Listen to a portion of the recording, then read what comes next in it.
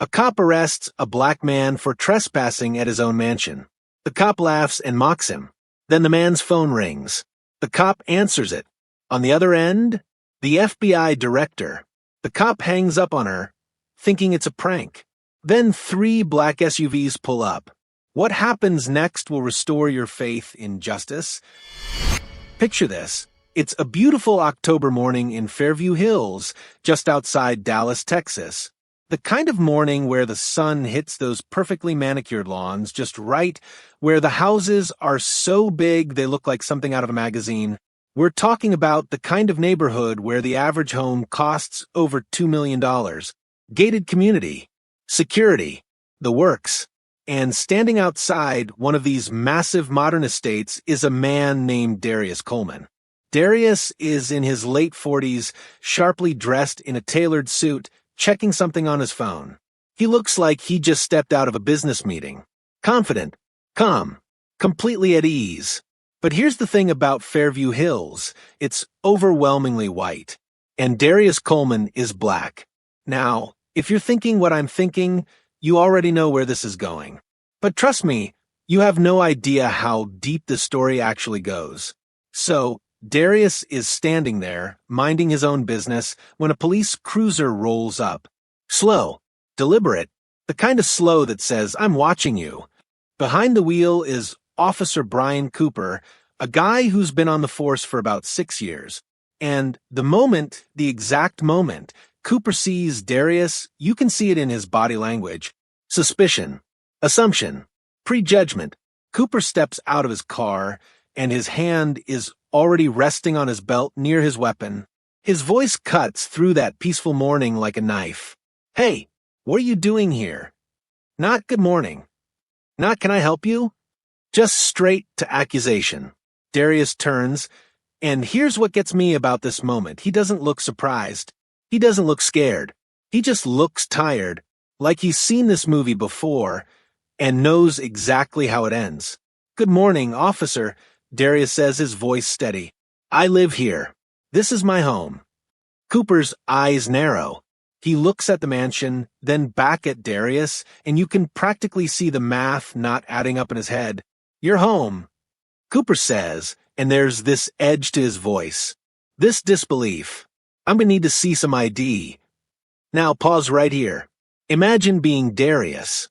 You're standing outside your own house, your own property, and you're being interrogated like you're a criminal. But Darius doesn't argue. He doesn't raise his voice. He just reaches into his jacket, slowly, carefully, because sudden movements can get black men killed, and pulls out his wallet. He hands over his driver's license. Right there in black and white, Darius Coleman with this exact address in Fairview Hills. Cooper looks at it, and instead of apologizing, instead of saying, "My mistake, have a good day," he shakes his head. This could be fake. Cooper mutters, "You got any other ID?" Darius's jaw tightens just a fraction, but his voice stays calm. "I have my credit card, Navy Federal Credit Union, and I have my house keys right here." He shows Cooper everything. Driver's license, credit card, keys to the front door. The kind of evidence that would be more than enough for anyone else. But Cooper? He's not buying it. Navy Federal? Cooper scoffs. "Come on, man. That card looks fake. These IDs can be made anywhere these days." And this is where it starts to really sting, because Cooper isn't just questioning whether Darius lives there. He's questioning whether Darius could possibly afford to live there. Whether a black man could legitimately own a $2 million home in his neighborhood. By now, neighbors are starting to notice. Curtains are moving, people are coming out onto their porches, and one neighbor in particular, Mrs. Linda Carson, an older white woman who lives 3 houses down, sees what's happening and something in her gut tells her this is wrong. She pulls out her phone and does something that's going to change everything. She starts recording. Live streaming, actually on social media. Within minutes, hundreds of people are watching. Then thousands. Back at the scene, Cooper's getting more aggressive. Turn around, he orders. "Put your hands behind your back." "Officer, I haven't done anything wrong, Darius says, still calm, still measured. I'm standing outside my own home. Turn around now, or I will make you turn around. And Darius, and this is what kills me, Darius complies. He turns around. He puts his hands behind his back, and Cooper slaps handcuffs on him right there on his own driveway. The metal clicks. Darius stands there cuffed in his expensive suit outside his own mansion, guilty of nothing but existing while black in the wrong neighborhood. Mrs. Carson's live stream is exploding now. Comments flooding in. People outraged. People who've seen this story play out too many times before. But it gets worse. 2 more police cars pull up.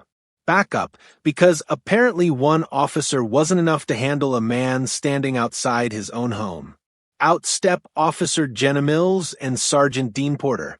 They huddle with Cooper, occasionally glancing over at Darius like he's some kind of threat. Mrs. Carson walks over, phone still recording. Officers, I think there's been a misunderstanding. That's Mr. Coleman. He's lived here for 3 years. That's his house. Cooper barely looks at her. Ma'am, we've got this under control. Please step back. But he lives there. I've seen him every day for 3 years. Ma'am, step back, or you'll be obstructing an investigation. An investigation into a man standing outside his own home. Then it gets even more absurd. Karen Whitmore, the HOA president, and yes, her name really is Karen, comes marching over like she's about to solve a crime. She's got this tight smile on her face, the kind that doesn't reach her eyes. Officers, I'm so glad you're here, she says. He doesn't fit in with our community. We have certain standards, certain guidelines. Darius, still in handcuffs, finally speaks up. Mrs. Whitmore, you approved my application 3 years ago. You welcomed me to the neighborhood. Karen's smile doesn't waver.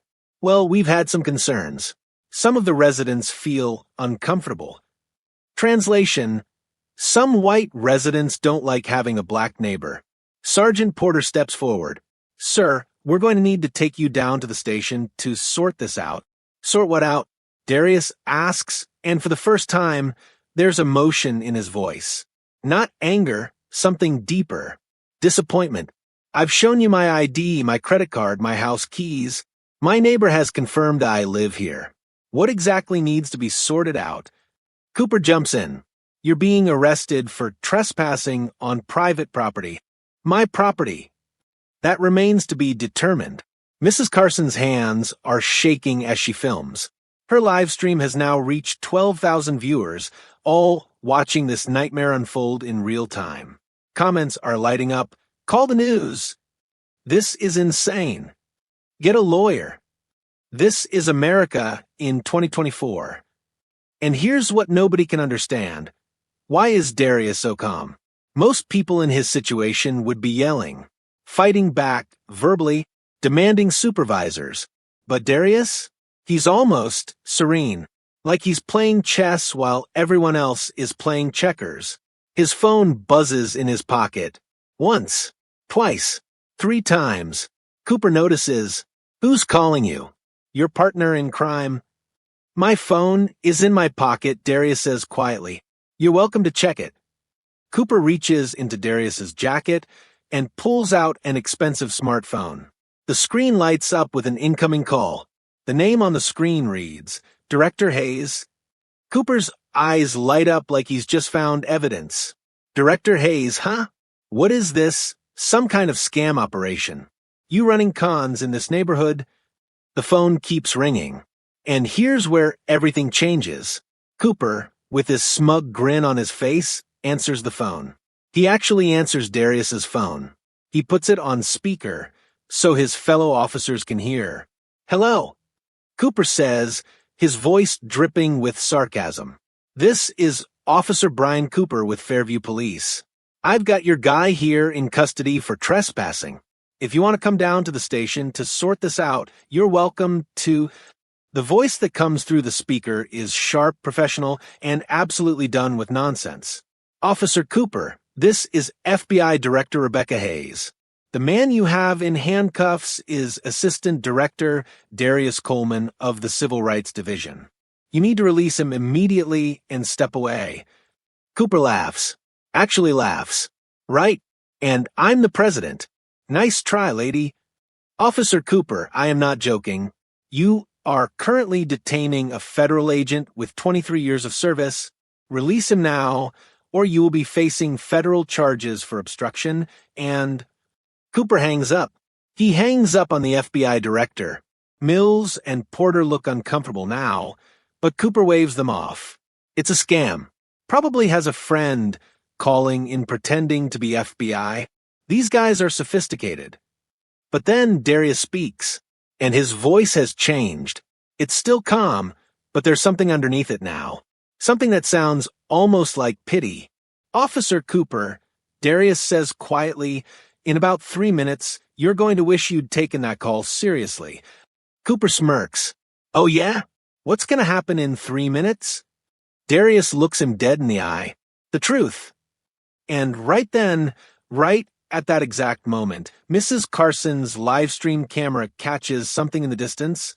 3 black SUVs with tinted windows racing down the quiet streets of Fairview Hills. The vehicles have federal license plates. They're coming fast, and Officer Brian Cooper's worst day is about to begin. Those 3 black SUVs come to a stop right in front of Darius's mansion, and I mean they stop with purpose. Tires screeching, doors flying open before the vehicles have even fully stopped moving. This isn't some casual arrival. This is a statement. Officer Cooper's smirk starts to fade. Just a little. Out of the first SUV steps a woman in her 50s, wearing a crisp black suit and an expression that could cut through steel. Behind her, 6 FBI agents fan out, all business, all wearing those unmistakable FBI windbreakers. The kind you can't fake. The kind that make local cops suddenly remember they have protocols to follow. The woman walks straight toward Cooper, and her heels click against the driveway, like a countdown. She's holding up a badge, and even from a distance, you can see it's real. Federal. Official. I'm FBI Director Rebecca Hayes, she says, her voice carrying across the lawn. And you just hung up on me. Cooper's face goes pale, like actually loses color. Mills and Porter take a step back, suddenly very interested in their shoes. Director, I thought it was, you thought it was a prank? Director Hayes cuts him off. So, instead of verifying, instead of being cautious, you decided to detain a federal agent and dismiss a direct order from the FBI director? She walks right up to Darius, who's still standing there in handcuffs, and her expression softens just slightly. Assistant Director Coleman, are you hurt? I'm fine, Director, Darius says, and there's something in his voice, something almost like satisfaction. Hayes turns to Cooper. Take those cuffs off. Now. Cooper's hands are shaking as he fumbles with his keys. He unlocks the handcuffs, and Darius rubs his wrists, rolling his shoulders back. The eagle pin on his lapel catches the sunlight. It's been there the whole time, a subtle FBI service badge that Cooper never even noticed. Mrs. Carson's live stream is absolutely exploding. The viewer count has jumped to over 20,000 people. Comments are flying by so fast you can barely read them. This is viral. This is national news unfolding in real time. But here's where the story takes a turn that nobody, and I mean nobody, saw coming. Director Hayes doesn't just walk away. She doesn't just apologize and leave. Instead, she signals to her agents, and one of them pulls out a tablet. She looks directly at Mrs. Carson's camera, fully aware that thousands of people are watching, and she speaks clearly. What you've all witnessed here today isn't just a case of mistaken identity. Hayes begins. This was a test, a planned operation, and Officer Cooper just failed it spectacularly. Wait, what? Cooper's face goes from pale to confused. What are you talking about? Darius steps forward now, and when he speaks, his voice has changed completely. It's not the voice of a victim anymore. It's the voice of someone who's been in control this entire time. Officer Cooper, 18 months ago, the FBI launched Operation Mirror. A comprehensive investigation into systemic racial bias in police departments across 47 cities in the United States. Fairview made the list because of your complaint record. Specifically, your complaint record. The pieces are starting to come together, and Cooper looks like he's about to be sick. Director Hayes continues. Assistant Director Coleman didn't just happen to buy a house in Fairview Hills. He purchased this property specifically to test how local law enforcement would respond to a black man in an affluent, predominantly white neighborhood. Every interaction you've had with him over the past 3 years has been documented. 3 years. Darius has been living here for 3 years, waiting for this moment. This morning's incident, Hayes goes on, is the culmination of our investigation. We have documented 12 similar interactions in this department alone over the past 6 months. But yours, Officer Cooper, was the most egregious. One of the FBI agents steps forward with a folder. Hayes takes it and opens it, reading from it like she's delivering a verdict. Officer Brian Cooper, 6 years on the force. 17 formal complaints filed against you in just the last 2 years. 89% of those complaints involve people of color. You've been disciplined twice for excessive force, once for falsifying a police report, and you've been the subject of 3 internal investigations that were quietly closed without action. Cooper's mouth opens and closes like a fish out of water. Mills and Porter are backing away slowly, trying to distance themselves from the bomb that's about to go off. But here's the thing that really stands out. Hayes continues, and her voice gets colder. The Fairview Police Department ranks in the 97th percentile for racial bias complaints. That means you're worse than 97% of police departments in the entire United States. And you, Officer Cooper, are a significant reason why. Mrs. Carson gasps behind her phone. The live stream chat is losing its mind. This isn't just a wrongful arrest anymore. This is a federal case being presented in real time to 25,000 viewers. Darius steps forward, and now you can see it. The way he carries himself changes. He's not just a man defending his property anymore. He's a federal agent who's been gathering evidence for 18 months. Every time you drove by my house a little too slowly, Darius says, looking Cooper in the eye. Every time you pulled me over for a broken taillight, that wasn't broken. Every time you stopped me jogging in my own neighborhood to ask if I belonged here, I documented it, recorded it, reported it. Cooper's trying to speak, but nothing comes out. That eagle pin on my lapel? Darius taps it gently. FBI service badge. 23 years.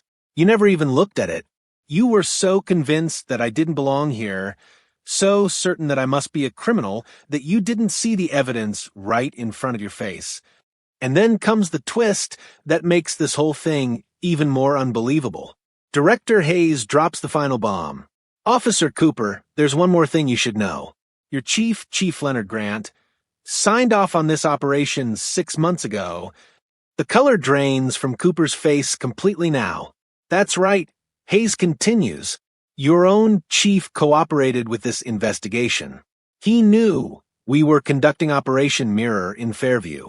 He knew Assistant Director Coleman was working undercover. He approved federal oversight because he knew that if he didn't, the Department of Justice was prepared to launch a full-scale civil rights investigation into your entire department. He chose cooperation over confrontation. Cooper looks like he's been punched in the gut. His own chief set him up. Except it wasn't a setup, it was accountability finally coming home to roost. Sergeant Porter finds his voice. You mean the chief knew about this the whole time? For 6 months, yes, Hayes confirms. We gave your department multiple opportunities to address these issues internally. They failed, so we went federal. Mrs. Carson is still recording, tears streaming down her face now. She's witnessing history. Her little live stream has become evidence in a federal civil rights case. Director Hayes turns back to Cooper. As of this moment, you are suspended without pay pending a full federal investigation. You're looking at potential federal civil rights charges, which carry up to 10 years in federal prison. You'll be required to complete 200 hours of mandatory bias training and 100 hours of community service in predominantly black neighborhoods. And that's if we decide not to press charges. Cooper sinks down onto the curb, his head in his hands. His career is over. His reputation is destroyed, and it's all being broadcast live to 30,000 people. But Hayes isn't done. Officer Mills, you're receiving a written reprimand and mandatory bias training. Sergeant Porter, you're being ordered to attend federal leadership seminars because your failure to stop this situation shows a critical lack of judgment. She turns to Karen Whitmore, the HOA president, who's been standing frozen this whole time. Mrs. Whitmore, your comments about Mr. Coleman not fitting in with your community have been documented. The Fair Housing Act prohibits discrimination based on race. You'll be hearing from federal attorneys about that. Karen's face goes white, and she turns and practically runs back to her house. Director Hayes addresses Mrs. Carson's camera directly now, speaking to the tens of thousands watching live. What you've witnessed today is the result of 18 months of careful planning and documentation. This is how systemic change happens. Not through riots, not through violence, but through evidence, patience, and working within the system to expose injustice. She turns to Darius, and there's genuine respect in her eyes. Assistant Director Coleman endured 3 years of harassment, profiling, and discrimination to build this case. He stayed calm when most people would have lost their tempers. He documented everything when most people would have given up. And because of his work, we're not just holding one officer accountable. We're reforming an entire department. Darius nods, and for the first time, you can see the weight lift off his shoulders. 3 years of playing a role, 3 years of being treated like a criminal in his own neighborhood, 3 years of staying calm while gathering the evidence that would change everything. This mansion, Darius says, gesturing to his home, cost me $2.3 million. But it wasn't just a house. It was an investment in justice. And today it paid off. Director Hayes signals to her team. The Fairview Police Department is now under a federal consent decree. That means federal oversight, mandatory reforms, independent review boards, and zero tolerance for discrimination. Your federal grant funding, $2.3 million, is contingent on full compliance. She looks at Cooper one more time. You had every opportunity to do the right thing today, Officer Cooper. You could have verified Mr. Coleman's ID and apologized. You could have listened to his neighbor. You could have taken that phone call seriously. But at every turn, you chose your assumptions over the evidence. You chose your bias over your duty. Cooper looks up, and there are actual tears in his eyes now. Whether they're tears of shame, anger, or fear, nobody knows. I'm sorry, he whispers. Darius looks at him for a long moment. Then he says something that nobody expects. I know you are, Officer Cooper, and that's why there's still hope for you. Director Hayes wraps up. This case will be studied in police academies across the country. What happened here today in Fairview Hills will become the blueprint for how we address systemic bias in law enforcement nationwide. She turns to Mrs. Carson. Ma'am, thank you for documenting this. Your live stream has provided crucial evidence and shown the world what accountability looks like. We'd like you to consider joining the independent oversight board we're establishing for Fairview PD. Mrs. Carson, still crying, just nods. The FBI agents start packing up. Director Hayes shakes Darius's hand. Excellent work, Assistant Director.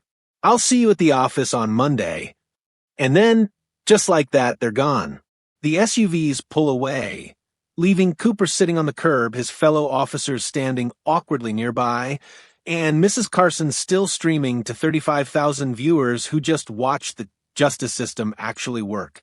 Darius walks up his driveway, pulls out his keys, the same keys Cooper claimed were fake, and unlocks his front door. He pauses at the threshold and looks back at Cooper. "Welcome to Fairview Hills, Officer Cooper," he says quietly. "I'm your new neighbor, and I'm not going anywhere." He walks inside and closes the door. Mrs. Carson ends her live stream. 37,000 people watched it. Within an hour, it'll have 1 million views. By the end of the week, 12 million. And in homes across America, people are watching and thinking the same thing. Finally, there's evidence. Finally, there's accountability.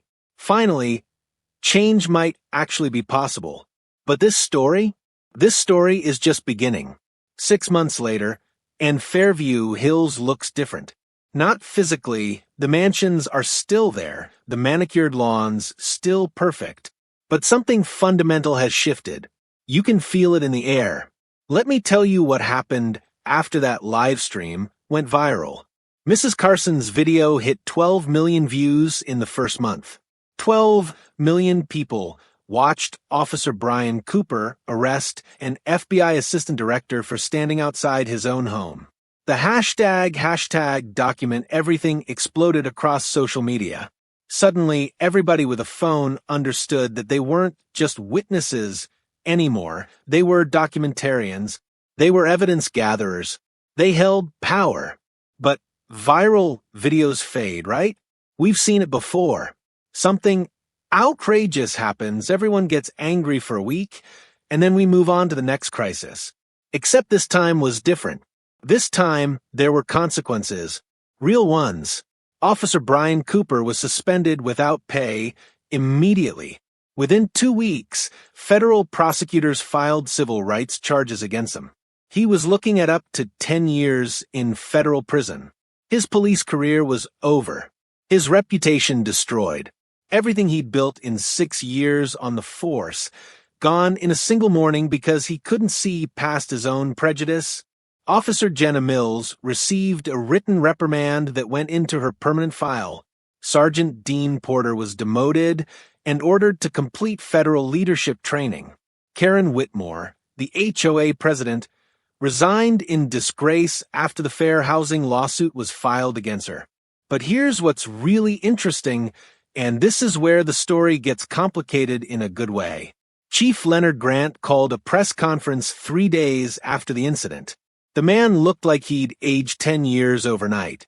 He stood at that podium, and you could see the weight of it all on his shoulders. "I signed off on Operation Mirror 6 months ago," he said, his voice heavy. "Not because I wanted to trap my officers, but because I knew we had a problem I couldn't fix from inside. The federal government gave me a choice: cooperate with this investigation or face a full Department of Justice takeover. I chose cooperation because I hoped that we could change." He paused, and you could see his hands shaking slightly on the podium. "I failed Officer Cooper. I failed this community. I knew the statistics. I knew the complaints. But I didn't act decisively enough, fast enough. And that failure allowed a culture of bias to take root in my department. That ends today." Within a week, the Fairview Police Department was operating under a federal consent decree. And this wasn't some symbolic gesture. This was complete reformation from the ground up.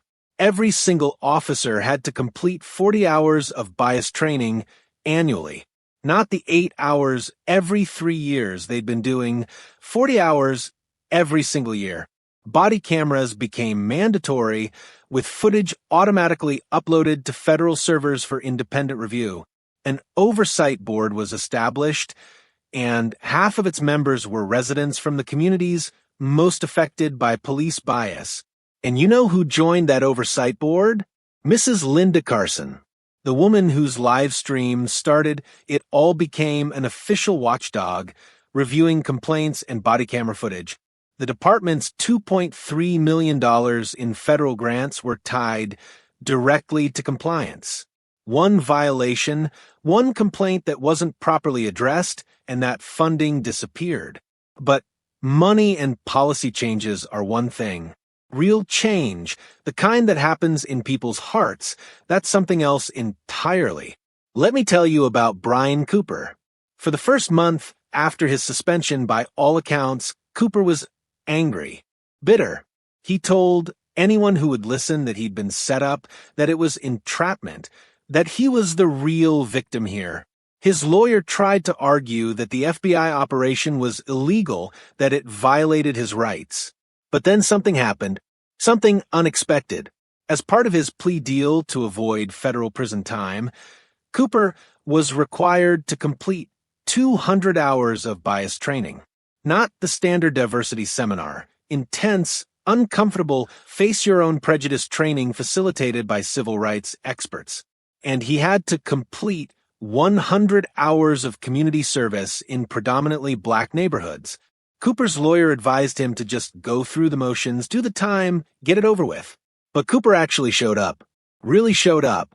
He started coaching youth basketball in South Dallas. In neighborhoods he would have been afraid to patrol 6 months earlier. At first, the parents didn't want him there. They'd seen the video. They knew who he was. But the program director, an older black man named Marcus Williams, told them to give Cooper a chance. If he's here to learn, Marcus said, then let him learn. And Cooper did learn. He learned the names of the kids. He showed up every Tuesday and Thursday evening, rain or shine. He listened to stories from parents about their own experiences with police. He sat in living rooms and heard about the fear that gripped mothers every time their sons left the house. One evening after practice, a 13-year-old boy named Jamal asked Cooper a question that changed everything. "Coach, why do you think that man didn't live in that house?" Cooper could have deflected, could have made excuses. Instead, he sat down on the gym floor next to Jamal and said something honest. "Because I'd been taught to see threats instead of people, and I'm sorry for that." For months after the incident, something remarkable happened. Darius Coleman was establishing his permanent FBI satellite office in Fairview Hills. The ultimate irony, setting up shop in the neighborhood where he'd been arrested. And who showed up at the door? Brian Cooper. Darius answered, and for a long moment, the two men just looked at each other. Cooper wasn't in uniform anymore. He looked smaller, somehow humbled. "Assistant Director Coleman," Cooper said quietly, "I need to say something. The training, the community service, at first, I thought it was punishment. But it wasn't. It was a second chance I didn't deserve." Darius didn't interrupt. He just listened. "Those kids I'm coaching," Cooper continued, "they've been teaching me more than I've been teaching them. Marcus, the parents, the community, they didn't have to let me in. But they did. And I'm starting to understand what you were trying to show me." Cooper's voice cracked. "You could have ended my life that day. Federal prison, complete destruction. But you gave me a path back. And I want you to know, thank you. Thank you for giving me the chance to become someone better." Darius extended his hand. Cooper shook it. "Officer Cooper," Darius said, "accountability isn't about destroying people. It's about transforming systems. You were a symptom of a sick system. Now you have the chance to be part of the cure." 6 months after that October morning, the statistics told a story that numbers rarely can. Racial profiling incidents in Fairview, down 78%. Bias complaints, down 84%. Community trust in police, up 63%. But beyond the numbers, something deeper had changed. Officers were being retrained to see people, not threats. Protocols were rewritten with input from the communities they served. And slowly, painfully, trust was being rebuilt. The ripple effect spread far beyond Fairview Hills. The Coleman Protocol, as it became known, was adopted as mandatory curriculum in police academies across 43 states. The strategy was brilliant in its simplicity: document, endure, expose, reform. Not through violence or destruction, but through patience and evidence. Darius Coleman was promoted to Assistant Director of the National Bias Prevention Unit. His mission: replicate the Fairview model in 27 cities across America. And early results showed it was working. Crime rates held steady while bias complaints plummeted. Mrs. Carson became a sought-after speaker on citizen journalism and accountability. Her message was simple: your phone is a tool for justice. Document everything. Share it. Make the invisible visible. The hashtag Document Everything movement became a cultural shift. Suddenly, incidents that would have been buried, dismissed, or ignored were being captured, shared, and addressed. The silent witnesses became vocal activists, and institutions that had operated in shadows were forced into the light. Congress passed the Federal Police Accountability Act, directly modeled on Operation Mirror. It mandated bias training, federal oversight mechanisms, and community representation in police policy decisions nationwide. It wasn't perfect legislation, nothing ever is, but it was a start, a real, tangible start. And Darius? He wrote a book, Staying Calm in the Storm, an FBI agent's guide to systemic change. It became required reading for law enforcement leadership across the country. Not because it was revolutionary, but because it was honest. In it, Darius wrote something that stuck with people. Anger is valid. Rage is justified. But transformation requires strategy. I could have fought Officer Cooper that morning. I could have argued, shouted, demanded. And I would have been another black man portrayed as aggressive, another victim dismissed. Instead, I stayed calm. I documented. I let the system reveal itself.